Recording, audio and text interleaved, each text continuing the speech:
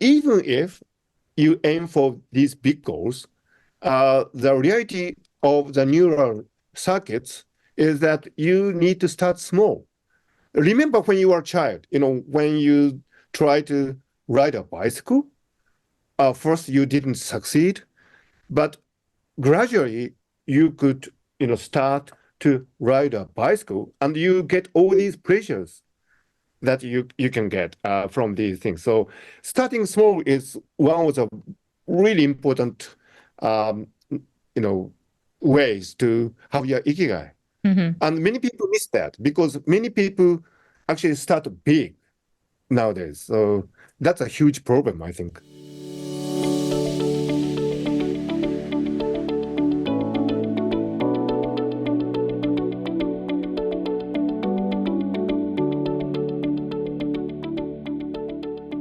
Hello, everyone. Welcome to the Dreamcatcher podcast, a place where your dreams can find a voice. I'm your host, Celine Chenoy. Thank you to all of you who return every week to tune in to become a better version of yourself. Make sure you hit subscribe if you haven't already, and rate our show if you enjoy this episode. Ikigai is a Japanese phenomenon that roughly translates to your reason for living. But in reality, it means so much more. It includes the small, everyday things as well as big goals and achievements. According to my guest, Ken Mogi, Ikigai is the path to success and happiness in your own life. He is here to illustrate what he means by this.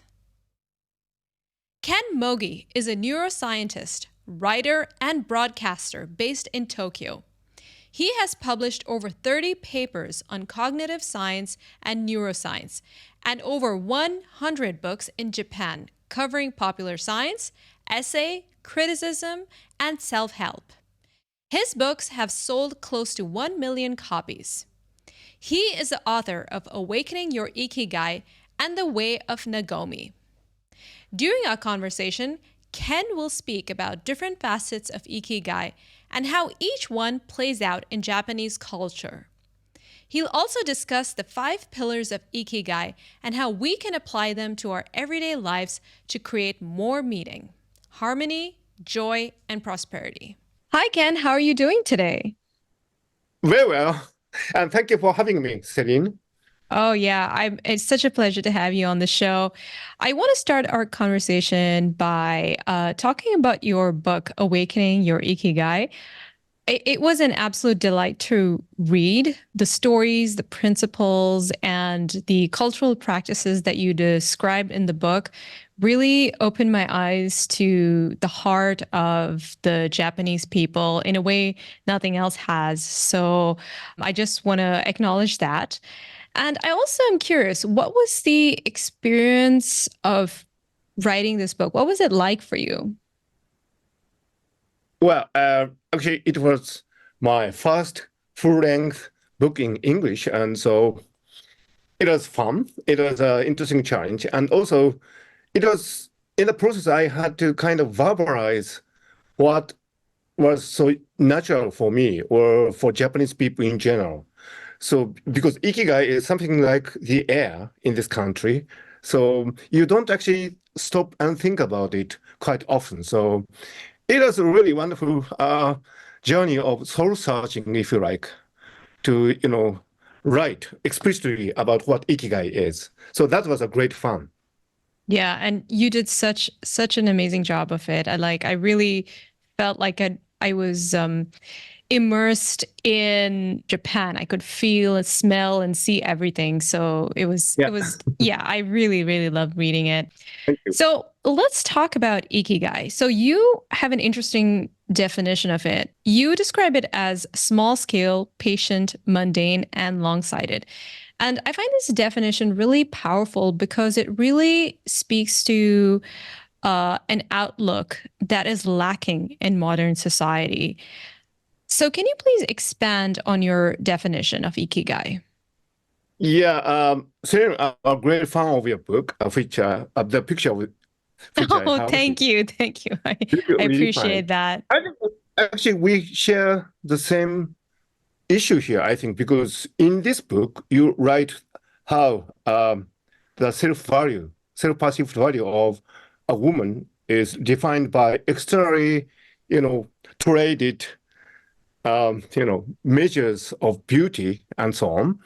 And I really feel empathy for that. I mean, this is not about women. It's about all of us. We are increasingly defined by external measures like income, you know, meritocracy, and, the school you went to and so on. So that is also in our country too. But Ikigai is something different. I mean, Ikigai is something coming from inside you. So, it's something that is personal, something that is private, but something that you can pursue all your life. So I think, your book and my book actually shares the same sensitivity about personal journeys. And I find that really interesting. And so I was really looking forward to this conversation here. Oh, thank you. Thank you for that. None of my guests has ever mentioned my book, so that definitely took me by surprise. So how is Ikigai practiced in Japanese culture? You give a lot of examples in the book, but if you could give us two examples that really illustrate the true essence of Ikigai, what would those be? Uh, okay, I would say one is probably the owner of a ramen noodle restaurant. Maybe you know what a ramen noodle is. Of It's course, yeah. really It's wonderful. delicious. And yeah, so I wrote also about Kodawari, which is kind of sticking to your principles and self-set goals, if you like, for what you make. So many ramen noodle restaurant owners in Japan, they have a certain, taste that they look for and certain flavors that they would like to create in what they provide to the customer. And that does not actually, you know, reflect on the income that they receive. I mean, so in the US, for example, people always talk about revenues and how much money you make and so on. But in Japan, we do have that because we are living in a modern society. But at the same time, we have this totally different universe of private and personal objectives you set for your life. And that is Ikigai, I think. So I think if you go to a Japanese ramen noodle restaurant, I think you have a bowl of Ikigai, if you like, that you can have for your lunch. Other, And what are the ingredients of that? yeah. That's right. And other example, I think, of Ikigai that we have here is perhaps the otaku culture. You heard about it? Otaku means Uh, geek in uh, English. oh, Anime and oh yeah, fandom. manga, right? Yeah, We call these people otaku. So they would otaku. do It's cosplay, famous which is everywhere. Yeah. okay. So cosplay is Japanese English for costume playing or costume players, and they Yeah. have this fan meeting called komike or comic market, and they go about this business of producing their own manga and producing their own costume inspired by anime characters, and they are actually not paid for that. I mean, they are not professional, you know, people, but they do something for their day job, like office workers and, stock merchants and so on. But they enjoy the business of playing otaku in anime and manga inspired genre so much. So that is their ikigai. So I think that is another very interesting example of ikigai that we have in this country. You are not, measured up by the income that you get from these activities. It's the inner pleasure that you get from these things, and you are respected for that. The fans respect each other for what they do. So I think that's another really great example of ikigai. So in the Western world, that would be kind of like your side hustle, something you do Mhm. beside your day job? Yeah, that's right. But that's the beauty of it. This very wonderful anime maker, Hayao Miyazaki, who is known for works like My Neighbor Totoro and Spirited Away. He's a really respected anime maker. So anime making is, of course, his day job and what he does professionally. But I actually interviewed him for Japanese TV in my capacity as a broadcaster. I do neuroscience, but also I do some broadcasting here in this country. So I interviewed Hayao Miyazaki for NHK, which is a Japanese national broadcaster equivalent to BBC. And I could tell that for Hayao Miyazaki, the great anime film maker, it was his hobby. I mean, side hustle, if you like, in your town. So, you know, there's this continuum of, activities from amateurish things to really professional things. And there's no difference in terms of Ikigai. So that's the beauty of it. I'm sure Hayao Miyazaki is making all these wonderful anime films just for the pleasure of it. Mm-hmm. And he doesn't care about Academy Awards, which he got. He doesn't, I mean, it's not important. I think that's the beauty of Japanese culture in terms of Ikigai. Right. And it's interesting that they don't feel the need to broadcast what they do. There's a sort of, I guess, modesty about the Japanese culture. And you actually say that, to follow your Ikigai, you don't have to blow your trumpet to be heard. Right. You can whisper sometimes to yourself. Because that kind of harmonizes with society, and that would reduce competition and comparison. And I thought that was quite insightful. So tell us about how Ikigai can be expressed in a low-key way and why that's important. I think because Japan has a long history, people have this perception that those people who have really special values do not necessarily become celebrities, if you like. For example, in Kyoto, the ancient capital of Japan, we have houses that have been, doing tea ceremony, for example, for hundreds of years, but they do not advertise their wares. I mean, they are not TV celebrities, if you like, in the modern sense. So, we do have these old traditions in which people do not advertise. They do not blow their trumpet, but we know they are of value. Actually, for example, about the imperial family, we actually don't know what they are up to in their daily lives. They do not broadcast themselves like the British royal family. Yes. Yeah. British royals, exactly. Yeah. You know exactly what they're doing. Maybe they're just maybe a couple of weeks in a year they just go off the radar, but other days you know what they're doing. Yeah. So that's interesting. So the Japanese imperial family are very private. They don't, but we know that they are doing something really special inside the imperial part in the heart of Tokyo. So we have these kind of sensitivity that in which we respect those people who just whisper or who do not speak at all. And so we have all these expectations of value in these people. So I think that's probably different from the Western culture. For sure. And what about celebrity culture?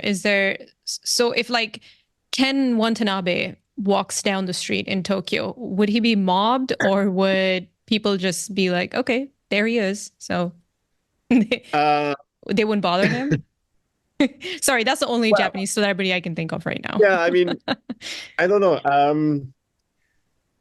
Personally, certainly they do not broadcast their personal net worth. Yes. And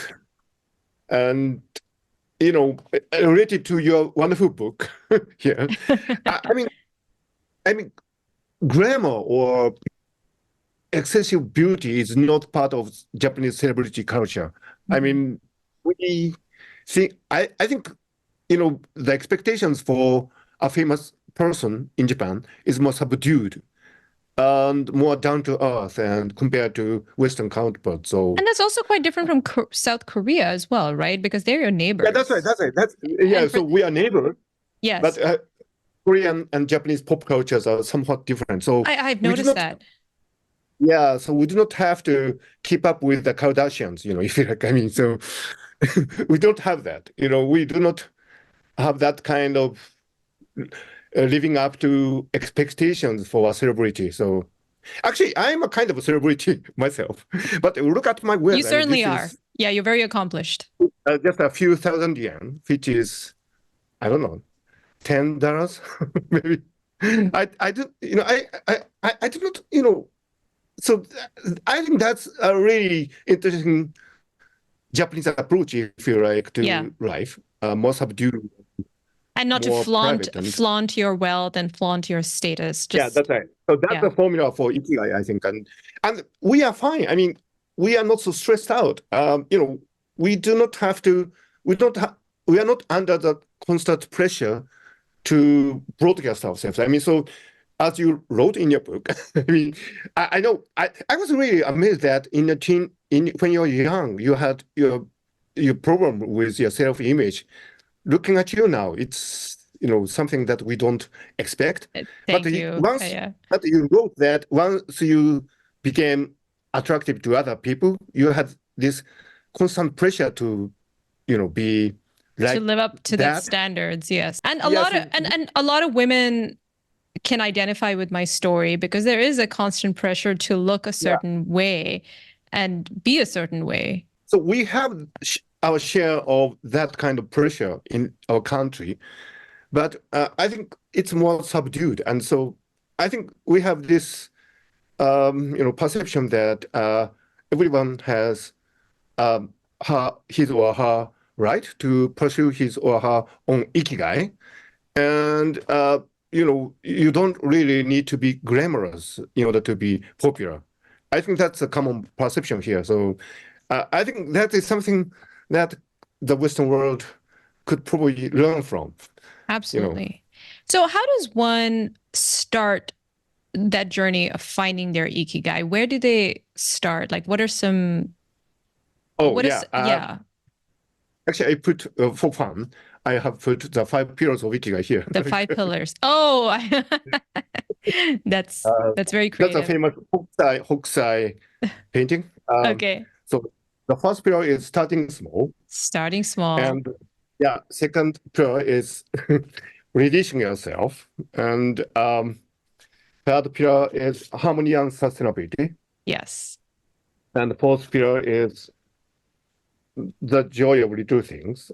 And the fifth pillar is being in the here and now. So these are the 5 pillars that are described in my book. And if you're interested, you can look it up. But I think, starting small is very important. As a neuroscientist, by the way, I have a model of the brain because I study the brain. So I can...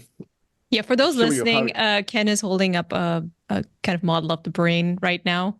Oh, yeah. So, sorry. So some people are listening to this, yes. Oh, yeah. Okay. So we have a model of the brain, and we have the so-called reward system in which dopamine is released to the prefrontal cortex, so that the neural circuits in your brain will be reinforced. That is something called reinforcement learning, and which is used by artificial intelligence systems today as well.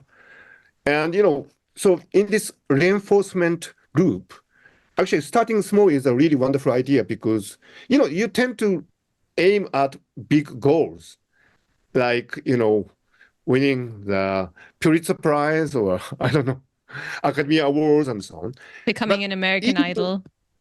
Yeah, that's right. So, but even if you aim for these big goals, the reality of the neural circuits is that you need to start small. Remember when you were a child, when you try to ride a bicycle, first you didn't succeed, but gradually you could, start to ride a bicycle, and you get all these pleasures that you can get from these things. So starting small is one of the really important, ways to have your ikigai. And many people miss that because many people actually start big nowadays. So that's a huge problem, I think. Yes. And it's So starting intimidating. small. It's intimidating because then you're like, oh my God, look at how can I do that? It's like, how much work will I have to put into it? Yeah, it's intimidating if your goal is too big, you have to break it down into smaller steps that Yeah. is more achievable. So if you have read the biography of Elon Musk, even Elon Musk starts small in his own way. I mean, when he starts Tesla, for example, Elon Musk sleeps in the factory. I mean, he sleeps in the factory and he works on all these parts and manufacturing processes one by one, very hands-on approach. So when we think of Elon Musk, we tend to think him of as a kind of a really big entrepreneur. But in reality, he starts small. So I think that's the beauty of actually, being a person who can, pursue great goals like going to Mars. Even going to Mars starts small. Start small. Yeah, I think that's a really wonderful message from Ikigai. Releasing yourself. Yes. This is something that the Japanese people are really good at when they get to know each other very well. If you noticed, of course, we are cautious, we are always polite, but once you get to know someone, you really have a true heart to heart. And so that is very important not to, so that you wouldn't stress yourself. In modern society, I think people are too busy keeping up appearances and pretending to be someone. So releasing yourself. I think that was your own journey, wasn't it, Celine? Releasing yourself. Yeah. So what you're talking about is really being your authentic self. That's right. That's right. Okay. Yeah. How would you be able to express your ikigai if you're not true to yourself? Yeah, and that actually is the only way to make your life harmonious and sustainable. So the third pillar is harmony and sustainability. And for a limited period of time, you might try to keep appearances and be successful in that. But you would be stressed out and you cannot be your natural self. So, for example, look at my hair. I mean, people who are listening cannot look at my hair, but I have been cutting my own hair for 20 years or so now, ever since I was doing postdoc in United Kingdom. So this is my hair. I cannot help it. So, you know, actually, maybe Selena, you don't believe it, but when I go on TV programs, I go like this. I mean, so the hair make people, they are so upset because they cannot do anything about my hair. But But it's part of your personality. yeah, it's what makes you. It's makes you you. part of my personality now. Yeah. But in the beginning, when I was a teenager, just like yourself, I had my issues with my hair, because I cannot do anything about it. It was so obstinate. So, but once you become your true self by releasing yourself, you can make your life sustainable. I think that's a really wonderful point. But do you? Seni, I have a personal question for you. So Sure. you are not obsessed with appearances so much now? Obsessed with appearances. Your appearances, yeah. With my appearance or other people's appearance? Yeah, your appearance, your own appearance.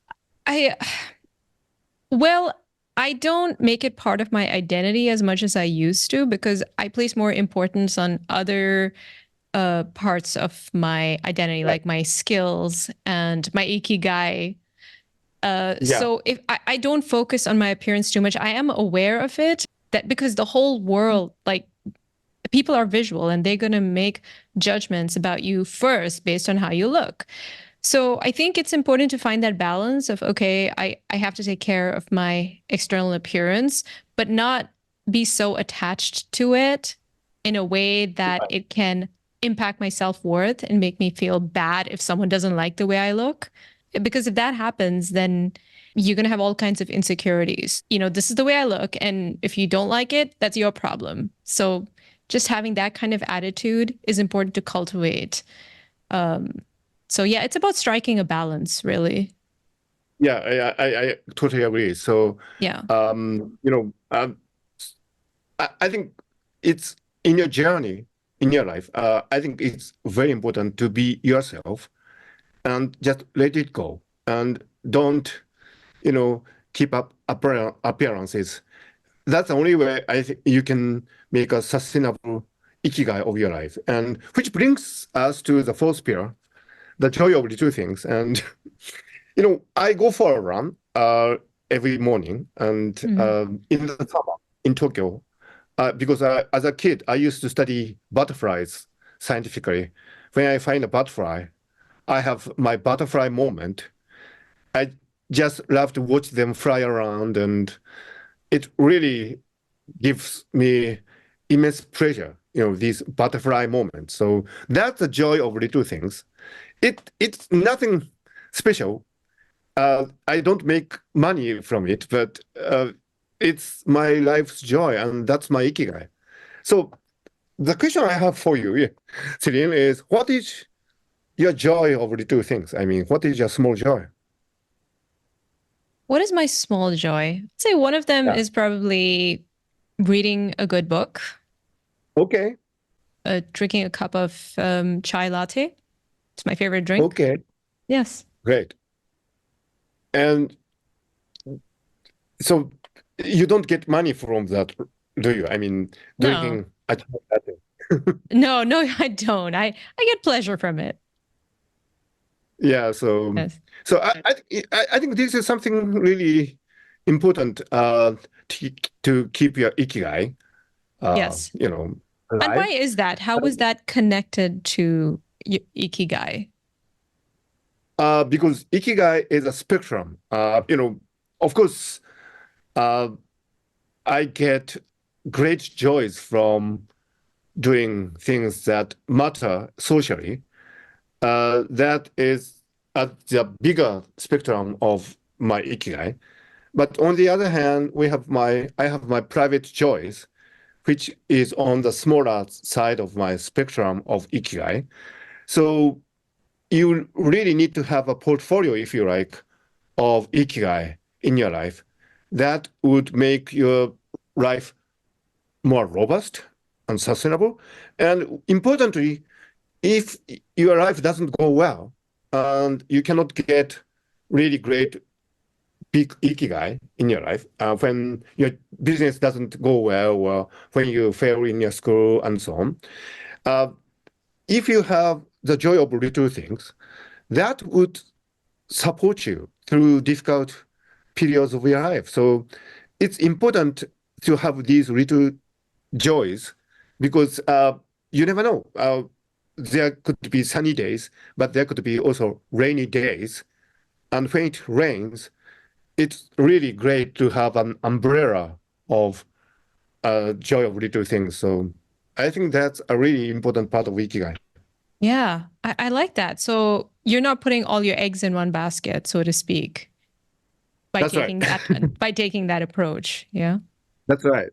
And the fifth and I think the most profound pillar of Ikigai is being in the here and now. Now, because this is, I think, life's greatest secret to be in the here and now. I really admire the Czech-born U.S. psychologist Csikszentmihalyi, who is no longer with us, sadly. He researched the flow state in psychology, and when you are in the flow, you forget the passage of time, but you get the maximum performance. So I have interviewed in my capacity as a broadcaster many Olympians and many Olympic gold medalists here in this country. And they say that when they are successful in the competition, they are in the here and now. They have the flow, or they are in the zone.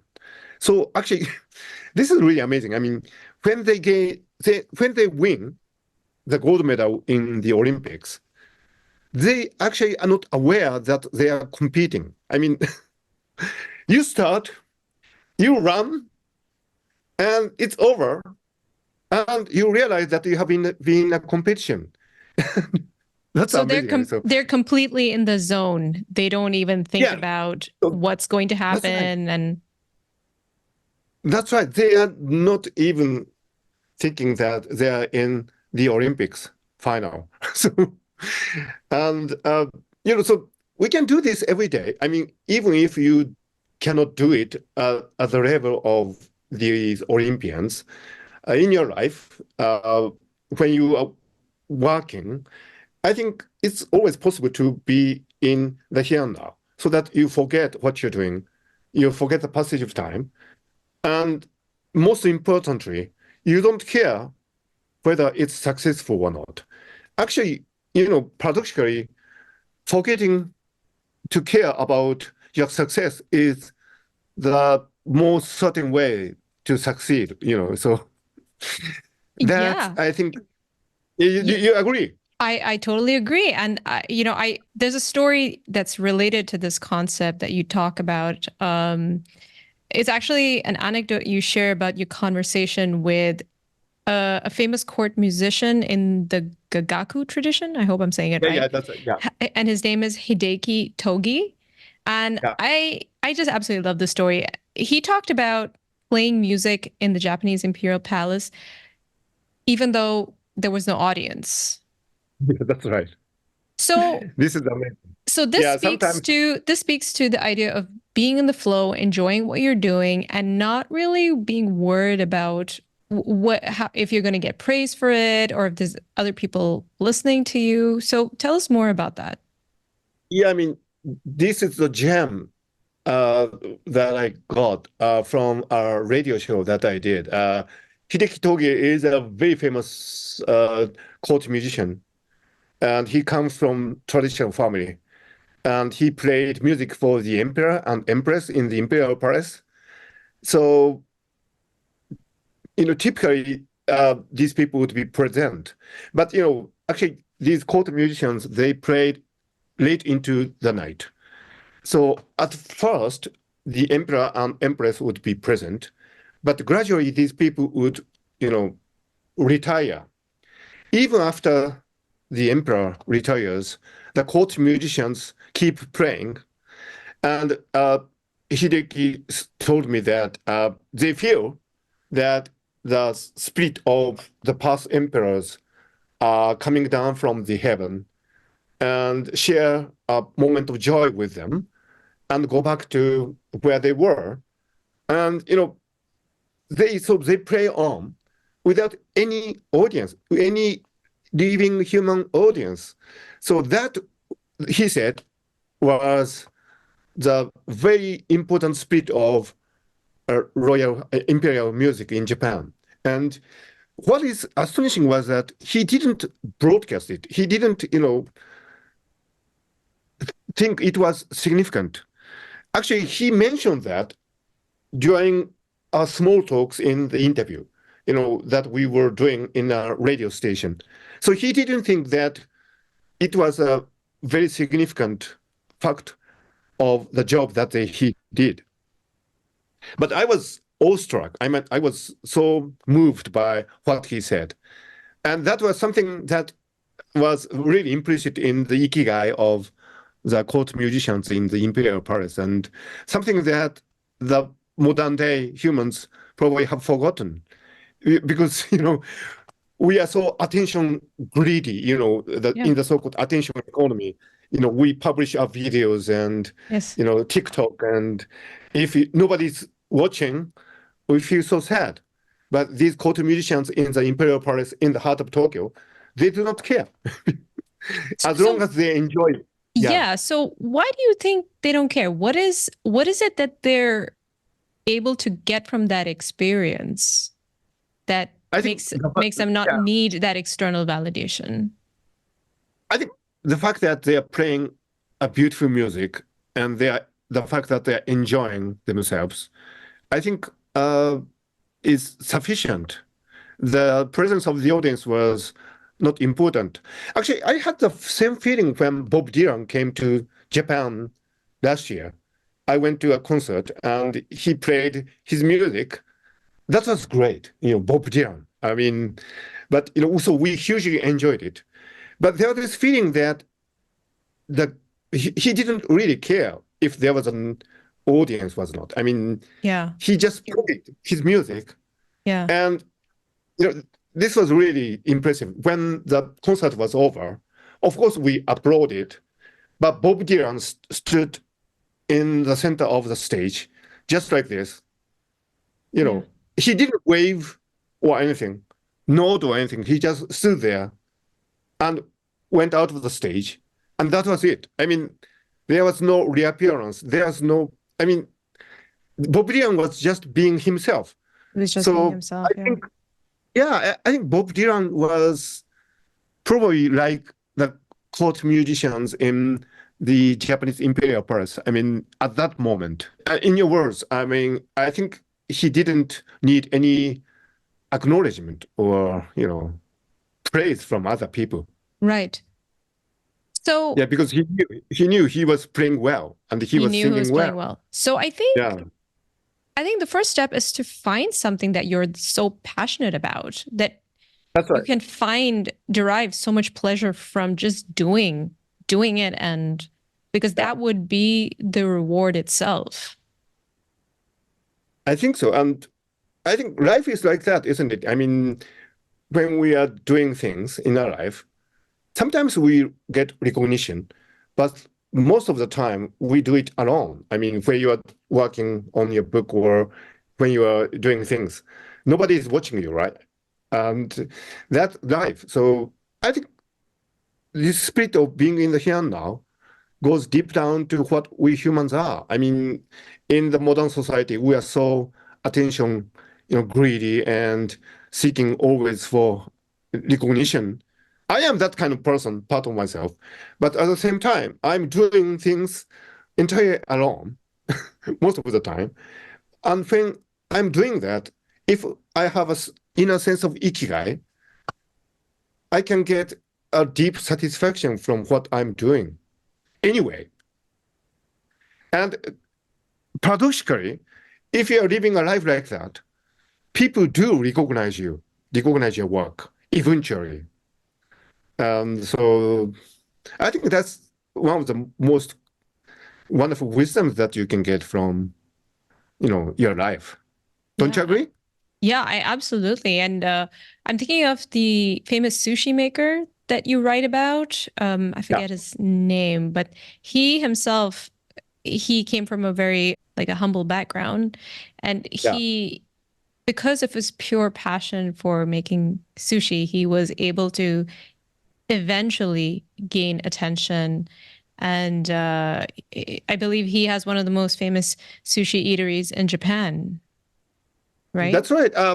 Jiro Ono is the owner of Sukiyabashi Jiro, where President Obama went when he came to Japan for a state visit. And, you've been to a Japanese sushi restaurant, haven't you? I have. In Japan, yes, I have. Okay, yeah. Yes. Yeah, in Kyoto. What we should appreciate is that the moment you sit at the counter of a really great sushi restaurant in Japan, actually 99% of the job has been done. Selecting the fish, preparing the fish, and sometimes the sushi chefs let them be for a certain period of time so that the sushi fish meat would mature and umami would come out of them. I mean, so when you sit at the sushi counter, you watch in amazement the really, really wonderful movement of the sushi chef, putting sushi together and putting it in front of you, and that's what you see. But before that, 99% of sushi chef has already been done. So nobody acknowledged that. Only those people who are in the know probably might imagine what kind of ranks these sushi chefs have gone, but they do it entirely in the dark. So that is the life of a sushi chef. So that is when I think you have this philosophy of Ikigai where you get inner satisfaction even if nobody is watching.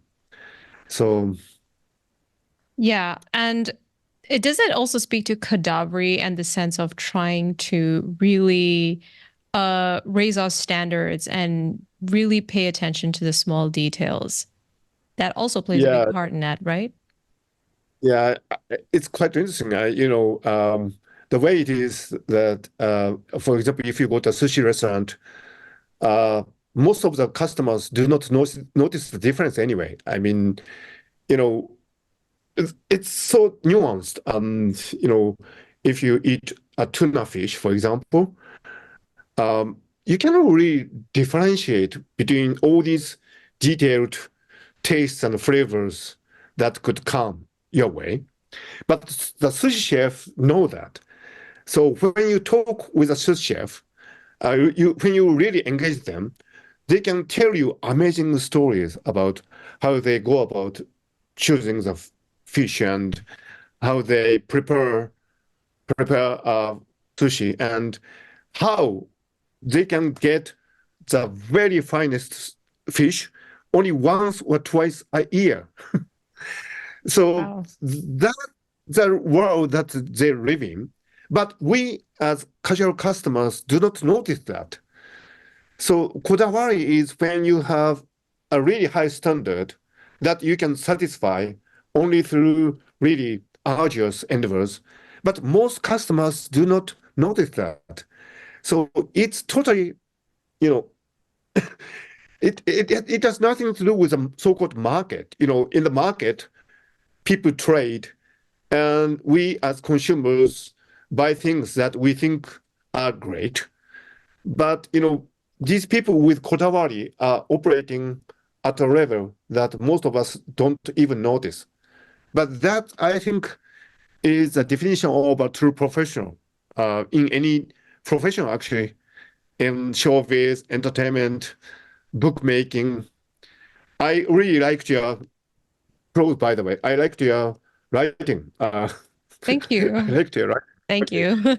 So, I think I've gotten a lot better since then. That was my writing in oh, 2017. okay. So Okay. I watch out. I watch yeah, out. I'm also guided by Yeah. Kodawari, and I have to keep raising the Oh, yeah. bar. I noticed that. I did notice that. Yeah, but I So, thank you for saying that. these things make our day, don't they? I mean, I have my own kodawari, and I think we should really respect each other's kodawari, even if it's not that easy to appreciate that. Absolutely. Well, Ken, this has been such an insightful conversation. I really want to thank you for sharing your inspirational message and your wisdom with us today. I'm sure everyone will gain so much from this conversation. And thank you for having me, Celine. And I really enjoyed every second of it. So did I. So I just want to let our listeners know if you're interested in learning more about Ken's book, Awakening Your Ikigai, How the Japanese Wake Up to Joy and Purpose Every Day. You can find that information and you can purchase a copy in all major bookstores.